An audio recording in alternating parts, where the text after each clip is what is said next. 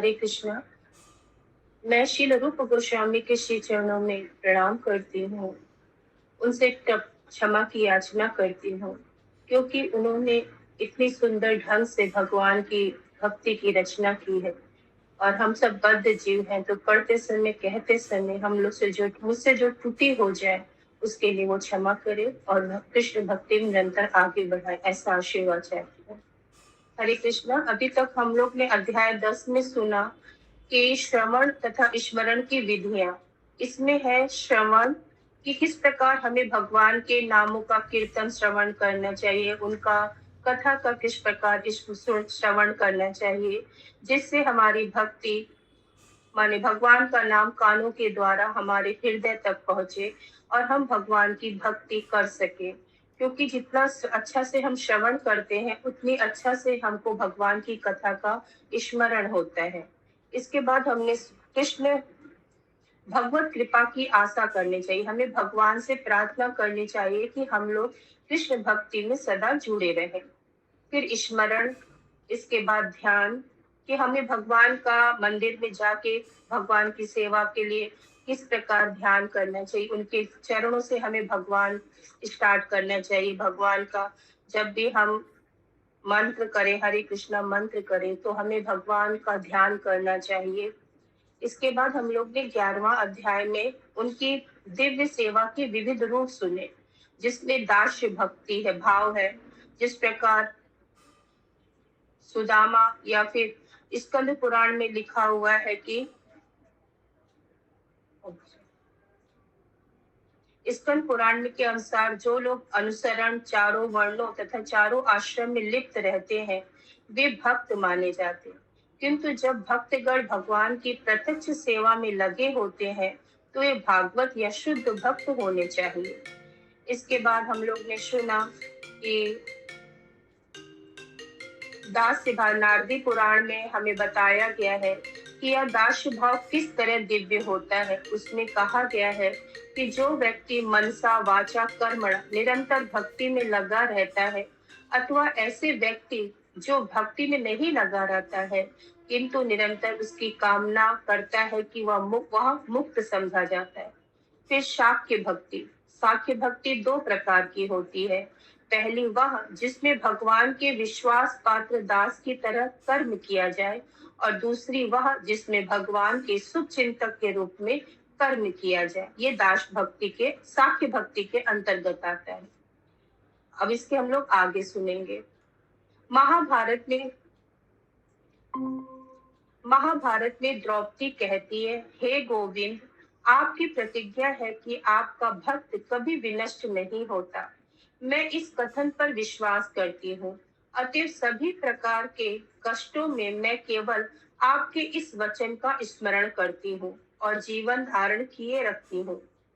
तात्पर्य यह है कि द्रौपदी तथा उसके पांचों पतियों को उनके चचेरे भाई दुर्योधन तथा अन्य लोगों ने घोर कष्ट दिया था।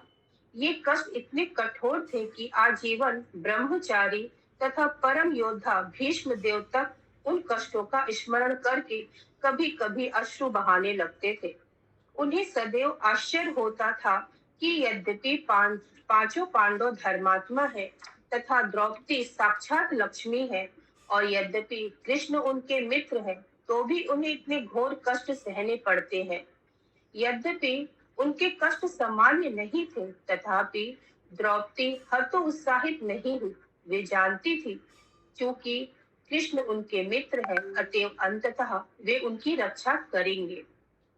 ऐसा ही कथन श्रीमद् भागवतम स्कंद 11 अध्याय 2 श्लोक 53 में पाया जाता है, जिसमें हवि ऋषभराज के पुत्र महाराज निमि को संबोधित करते कहते हैं, हे राजन, जो व्यक्ति परम पुरुष के चरण कमलों की सेवा से एक क्षण के लिए भी विमुख नहीं होता, ऐसी सेवा जिसके द्वारा इंद्र जैसे बड़े बड़े देवता ललायित रहते हैं, और जिसका दृढ़ विश्वास रहता है कि इससे बढ़कर दूसरा पूज्य या वांछनीय कुछ नहीं है, वह प्रथम श्रेणी का भक्त कहलाता है। श्री रूप गोस्वामी कहते हैं कि जिस नव दीक्षित भक्त ने भगवान के लिए थोड़ा सा भी प्रेम विकसित कर लिया है, वह निश्चित रूप से भक्ति का अधिकारी हो सकता है। जब वह ऐसी भक्ति में दृढ़ता से स्थिर हो जाता है, तो यह अस्वस्थ स्थिति उसकी भक्ति का गुह्यम अंग बन जाती है। कभी कभी यह पाया जाता है कि शुद्ध भक्त भगवान का विश्वास भाजन मित्र बनकर सेवा करने के निमित्त भगवान के मंदिर में लेट जाता है। भक्त के ऐसे मैत्रीपूर्ण आचरण को रागानुगा के रूप में स्वीकार किया जा सकता है। यद्यपि नियमानुसार भगवान के मंदिर में कोई लेट नहीं सकता, फिर भी भगवान का यह रागानुगा प्रेम शाक्य भक्ति के अंतर्गत आता है। भगवान को सर्वस्व अर्पित करना, आत्मनिवेदन। पूर्ण आत्मनिवेदन के विषय में श्रीमद् भागवतम में स्कंद 11 अध्याय 29 श्लोक 34 एक सुंदर वर्णन मिलता है, जिसमें भगवान कहते हैं, जो पूर्णतः मेरे शरणागत हो चुका है और जिसने अन्य सारे कार्यों को पूरी तरह छोड़ दिया है, उसे इस जन्म में तथा अगले जन्म में मेरे द्वारा व्यक्तिगत रूप से सुरक्षा प्रदान किया जाता है। दूसरे शब्दों में, मैं आध्यात्मिक जीवन में अधिकाधिक अग्रसर होने में उसकी सहायता करता हूँ। ऐसा समझ लेना चाहिए कि ऐसा व्यक्ति को पहले ही सृष्टि ब्रह्म के तुल्य ऐश्वर्य प्राप्त हो चुका है। श्रीमद् भगवद गीता में इसकी भी पुष्टि हुई है कि जो ही कोई व्यक्ति कृष्ण का शरणागत बन जाता है, त्यों ही कृष्ण उसका उत्तरदायित्व अपने ऊपर लेकर उसे सारे पाप फलों से रक्षा करने की गारंटी प्रदान करते हैं। वे भीतर से आदेश भी देते हैं, जिससे भक्त को शीघ्र ही आध्यात्मिक सिद्धि भी प्राप्त हो सके। यह आत्मसमर्पण, आत्मनिवेदन कहलाता है। आत्मा की परिभाषा विभिन्न विद्वानों ने भिन्न भिन्न रूप से दी है। कभी कभी आत्म को आत्मा कहा जाता है, जो कभी मन या शरीर कहा जाता है। अतः पूर्ण आत्मसमर्पण का अर्थ है न केवल आत्मा के रूप में आत्मसमर्पण, अपितु भगवान की सेवा में अपना मन तथा शरीर भी अर्पित कर देना। इस प्रसंग में श्रील भक्ति विनोद ठाकुर का एक सुंदर गीत है।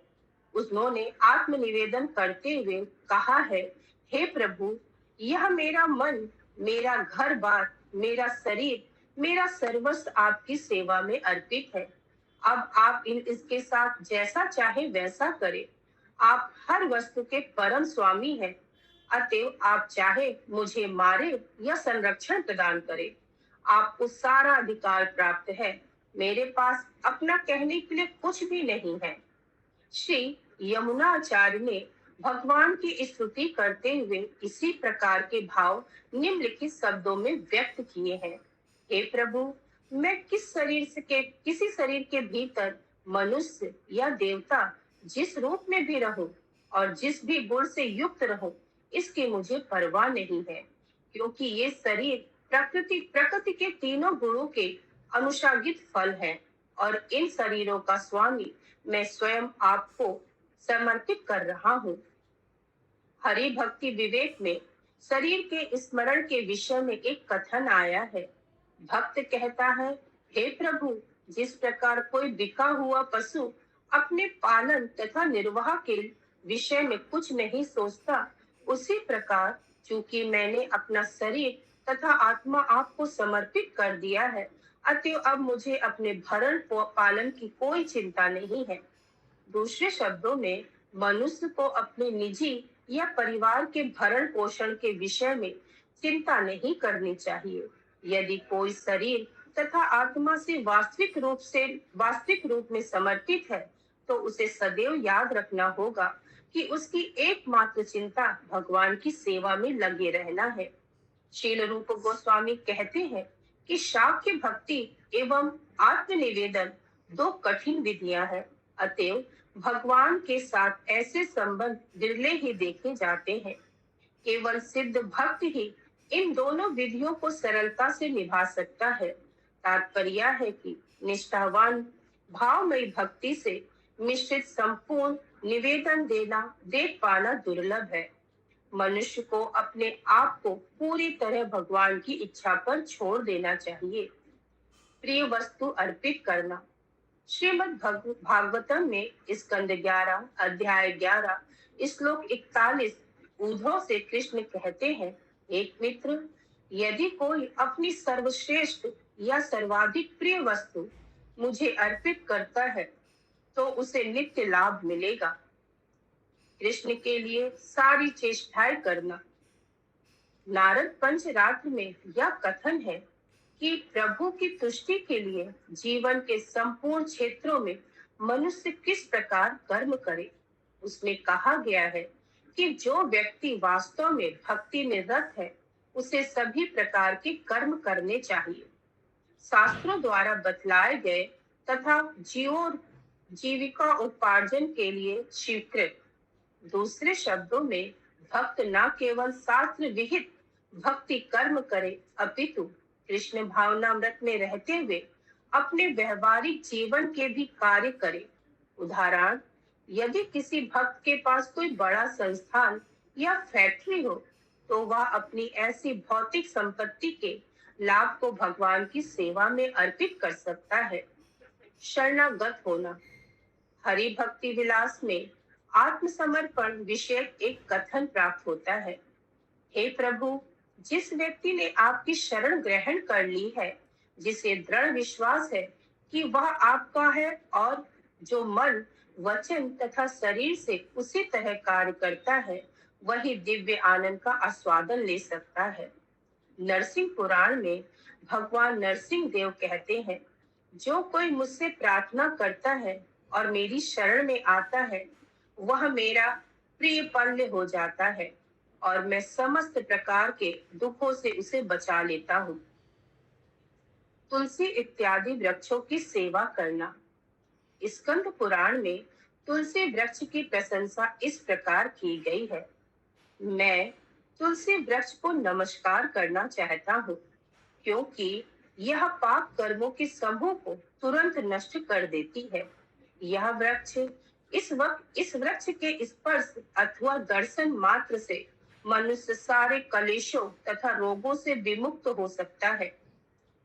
इसको नमस्कार करने तथा इस वृक्ष पर जल डालने मात्र से मनुष्य यमराज के दरबार में भेजे जाने के भय से मुक्त हो जाता है। जो व्यक्ति कहीं भी तुलसी का वृक्ष उगाता है वह निश्चित ही भगवान कृष्ण का भक्त बनता है। जब तुलसी दल भक्ति पूर्वक कृष्ण के चरण कमलों पर अर्पित किए जाते हैं तो भगवत प्रेम का पूर्ण विकास होता है। भारत में सारे हिंदू यहाँ तक कि जो वैष्णव नहीं है वे भी तुलसी वृक्ष की विशेष सेवा करते हैं। बड़े बड़े शहरों तक में जहाँ तुलसी वृक्ष को रख पाना अत्यंत कठिन है, वहां भी ऐसे लोग मिलते हैं जो बड़े यत्न से इस वृक्ष की सेवा करते हैं। वे इसे सींचते हैं और प्रणाम करते हैं क्योंकि भक्ति में तुलसी वृक्ष की पूजा का अत्यधिक महत्व है। स्कंद पुराण में तुलसी विषयक एक अन्य कथन मिलता है, तुलसी सभी प्रकार से कल्याणमय है। इसके दर्शन, स्पर्श, स्मरण, वंदन, प्रणाम, श्रवण या इस वृक्ष के लगाने मात्र से सदैव कल्याण होता है। जो कोई उपयुक्त विधियों से तुलसी के संसर्ग में आता है वह सदैव वैकुंठ लोक में निवास करता है। अध्याय 12 दिव्य सेवा के अन्य अंग। शास्त्रों का श्रवण। श्रील रूप गोस्वामी के अनुसार कोई भी ऐसी पुस्तक जो भक्ति के अग्रसर होने में प्रकाश डालती है वह शास्त्र मानी जाती है।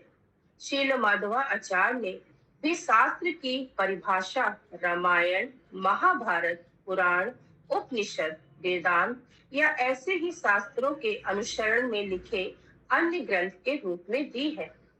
स्कंद पुराण में आता है, जो व्यक्ति वैष्णव भक्ति के अनुशीलन को प्रतिपादित करने वाले साहित्य के अध्ययन में निरंतर लगा रहता है वह मनुष्य समाज में कीर्ति पाता है और भगवान कृष्ण उस पर प्रसन्न होते हैं।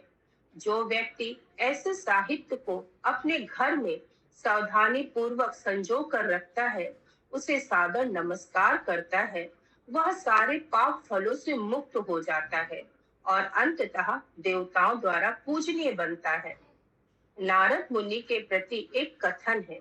हे नारद, जो व्यक्ति वैष्णव साहित्य लिखता है और अपने घर में ऐसे साहित्य को रखता है, उसके घर में सदैव भगवान नारायण का वास होता है। श्रीमद् भागवतम में स्कंद 12 अध्याय 13 श्लोक 15 कहा गया है, श्रीमद् भागवतम समस्त वेदांत दर्शन का सार है। जो व्यक्ति किसी न किसी तरह श्रीमद् भागवतम के अध्ययन में अनुरक्त हो गया है, उसे अन्य साहित्य पढ़ने में कोई स्वाद नहीं आता। दूसरे शब्दों में, जिस व्यक्ति ने श्रीमद् भागवतम के दिव्य आनंद का आस्वादन लिया है, वह संसारी लेखों से कभी संतुष्ट नहीं हो सकता। मथुरा वास। वराह पुराण में मथुरा के अव्यासी मकानों की प्रशंसा पाई जाती है। भगवान वराह पृथ्वी के लोगों से कहते हैं, जो व्यक्ति मथुरा के अतिरिक्त अन्य स्थानों के प्रति आकृष्ट होता है, वह निश्चित रूप से माया द्वारा सम्मोहित हो जाता है। ब्रह्मांड पुराण में कहा गया है कि तीनों लोकों के सारे तीर्थ यात्राओं की स्थानों की यात्रा करने के सारे फल मथुरा की पवित्र भूमि के स्पर्श मात्र से प्राप्त किए जा सकते हैं। अनेक शास्त्रों में कहा गया है कि मथुरा की भूमि श्रवण, स्मरण, महिमा गान, वांछा, दर्शन या स्पर्श स्पर्श मात्र से मनुष्य की सारी इच्छाएं पूरी हो सकती है। भक्तों की सेवा करना। पद्म पुराण में वैष्णव या भक्तों की सेवा की प्रशंसा की गई है। इस पुराण में शिव जी पार्वती से कहते हैं, हे पार्वती, पूजा की अनेक विधियां हैं, किंतु इनमें से परम पुरुष की पूजा सर्वश्रेष्ठ है। किंतु भगवान की भी पूजा से बढ़कर उनके भक्तों की पूजा है।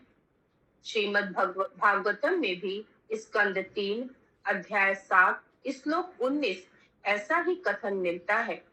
मैं भक्तों का निष्ठावान सेवक बनना चाहता हूँ, क्योंकि इनकी सेवा करने से भगवान के चरण कमलों की अनन्य भक्ति प्राप्त की जा सकती है। भक्तों की सेवा समस्त भौतिक संतापों को कम करने वाले हैं और भगवान के प्रति गहन भक्ति प्रेम उत्पन्न करती है। स्कंद पुराण में भी ऐसा ही कहा गया है, जिनके शरीर पर शंख, चक्र, गदा एवं पद्म के चिन्ह रूपी तिलक लगे रहते हैं और जो अपने सिर पर तुलसीधर दल धारण करते हैं तथा जिनके शरीर गोपी चंदन जैसे से सदैव अलंकृत रहते हैं, उनका एक बार भी दर्शन करके दर्शक सारे पाप कर्मों से मुक्त हो जाता है। श्रीमद् भागवतम में स्कंद 1 अध्याय 19 श्लोक 33 ऐसे ही कथन मिलता है, भक्त के पास जाने, उनके चरण कमल छूने या उसे आसन देने से मनुष्य सारे पाप कर्मों के फलों से मुक्त हो जाता है। इसमें कोई संशय नहीं है। यहाँ तक कि ऐसे वैष्णव के कार्यकलापों के ऐसे वैष्णव के कार्यकलाप के स्मरण से ही मनुष्य अपने परिवार सहित शुद्ध हो जाता है। तो फिर उसकी प्रत्यक्ष सेवा करने के विषय में क्या कहा जाए। अग्नि पुराण में साक्षात भगवान कृष्ण अर्जुन को संबोधित करते हैं, हे पार्थ, जो अपने को मेरा भक्त बताता है वह मेरा भक्त नहीं है। जो अपने को मेरा भक्त का भक्त बतलाता है, असल में वही मेरा भक्त है। कोई भी व्यक्ति भगवान के पास सीधे नहीं पहुंच सकता, उसे शुद्ध भक्तों के माध्यम से उन तक पहुंचना चाहिए।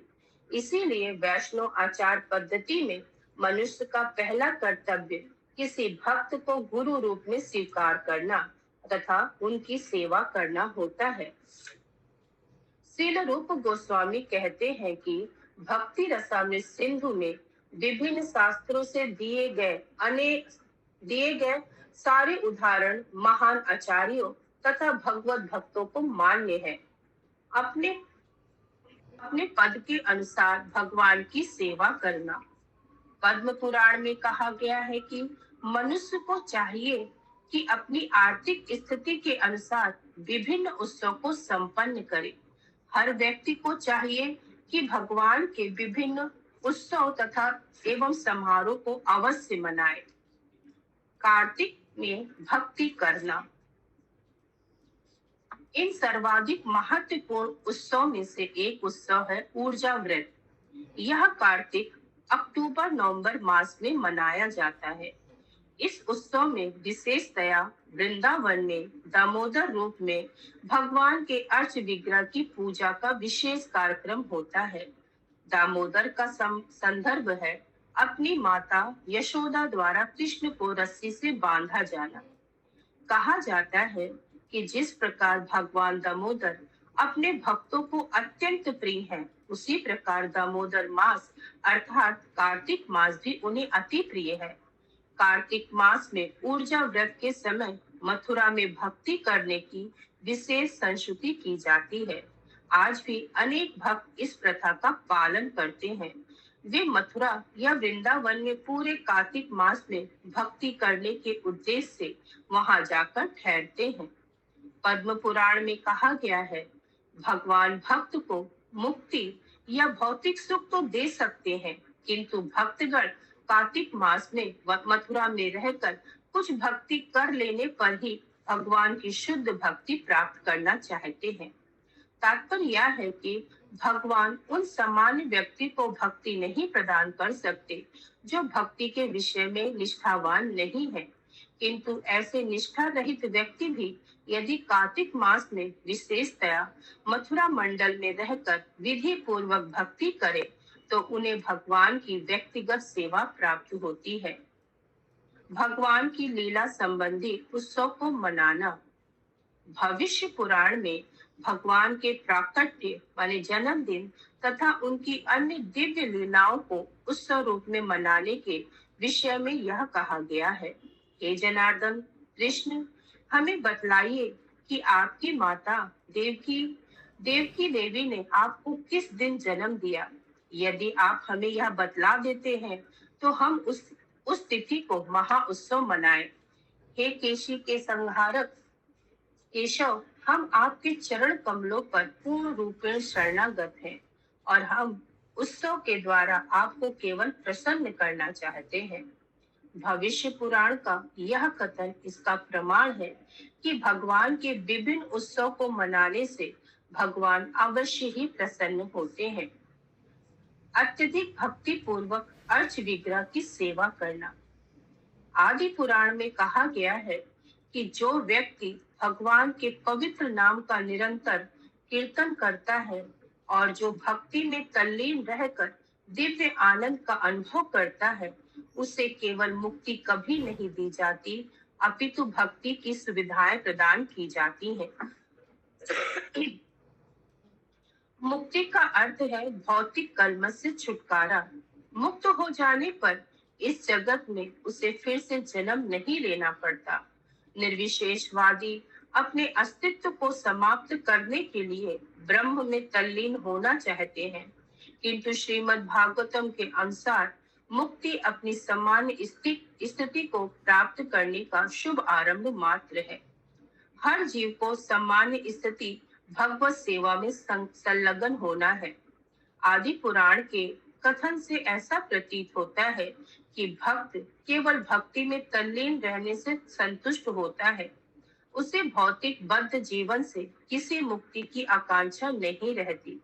दूसरे शब्दों में, जो व्यक्ति भक्ति में तल्लीन रहता है वह ऊपर से भले ही भौतिक जीवन स्थिति में रहता प्रतीत हो, किंतु वास्तव में रहता नहीं है। भक्तों के बीच श्रीमद् भागवतम का पाठ करना।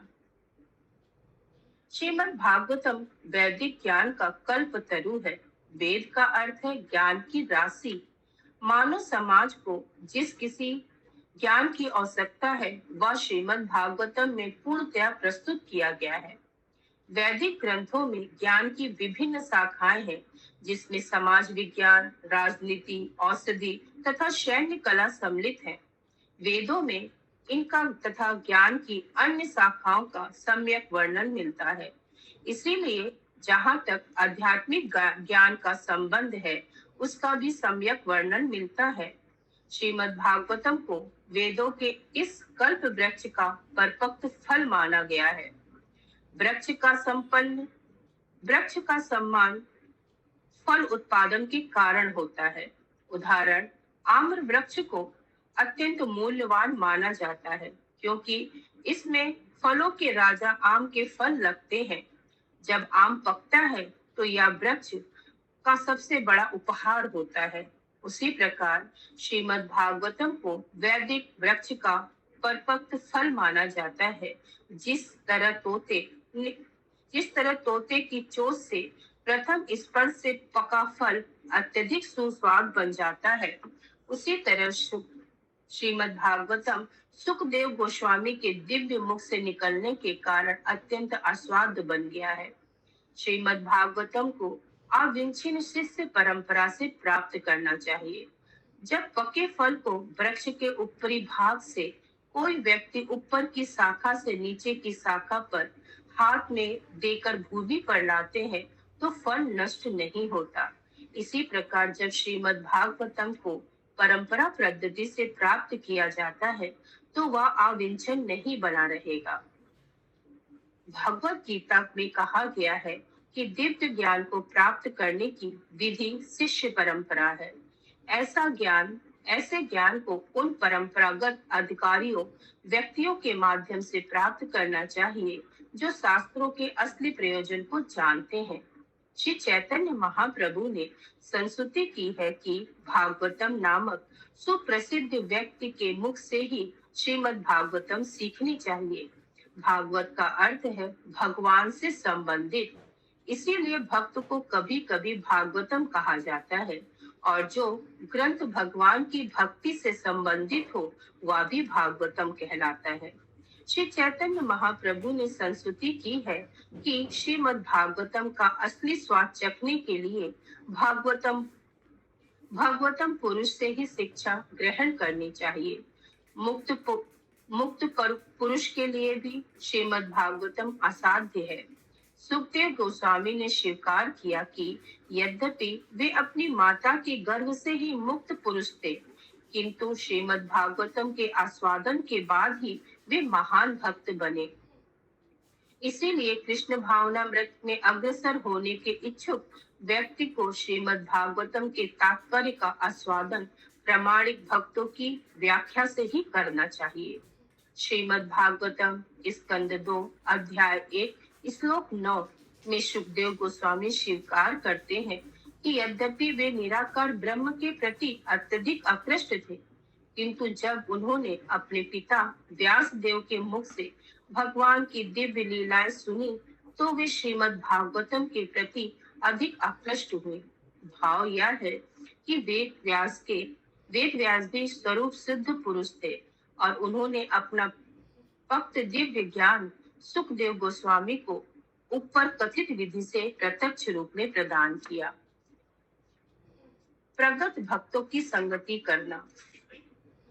शुद्ध भक्तों के समाज में श्रीमद् भागवतम की व्याख्या करने का महत्व सौनक मुनि ने नैमिषारण्य की सभा में सूत गोस्वामी की उपस्थिति में बतलाया था।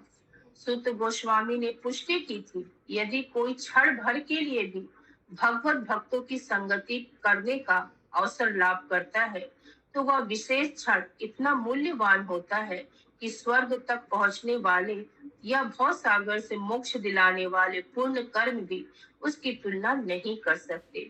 दूसरे शब्दों में, जो लोग श्रीमद् भागवतम के प्रति अनुरक्त हैं, उन्हें स्वर्ग जाने से मिलने वाले किसी लाभ या निर्विशेषवादी द्वारा वांछित मुक्ति की कोई परवाह नहीं रहती। फलतः शुद्ध भक्तों की संगति दिव्य सेवा से इतना मूल्यवान होती है कि कोई भी भौतिक सुख इसकी समता नहीं कर सकता। हरि भक्ति सुधाय में प्रहलाद महाराज एवं उनके पिता हिरण्यकशिपु का एक वार्तालाप आता है, जिसमें हिरण्यकशिपु प्रहलाद को इस प्रकार संबोधित करता है, हे पुत्र, संगति बहुत महत्वपूर्ण होती है। यह उस मणि के समान है जो अपने समक्ष रखी किसी भी वस्तु का प्रतिबिंब प्रदान करती है। इसी प्रकार यदि हम पुष्प जैसे भगवत भक्तों की संगति करते हैं और हमारे हृदय स्वच्छ है, तो यह भी वैसी ही घटना घटेगी। इस प्रसंग में जो दूसरा उदाहरण दिया जाता है कि वह यह है कि यदि पुरुष वीर्यवान है और स्त्री रोगी नहीं है, तो उसे उनके संभोग से गर्भ धारण होगा। इसी प्रकार यदि आध्यात्मिक ज्ञान का ग्राहक और उसका दाता दोनों निष्ठावान तथा प्रामाणिक है, तो परिणाम उत्तम होंगे। हरे कृष्णा। सभी वैष्णव के चरणों में दंडवत प्रणाम।